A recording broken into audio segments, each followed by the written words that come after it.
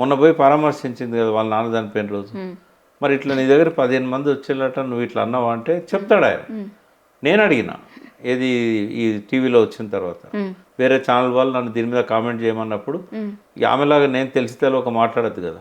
హరీష్ రావు గారికి ఫోన్ చేసి అడిగిన ఏంది కథ ఇట్లా మీరు 15 మంది వస్తే మీరు దాన్ని వాళ్ళు పట్టించుకోలేదట రివర్స్. అయితే వాళ్ళు 2 రోజుల ముందు వచ్చి 1,50,00,000 అడిగారు. ఎవరు ఇండిపెండెంట్ అప్పటికి పోలింగ్ కొద్దిసేపు అయితే సమాప్తం అవుతుంది.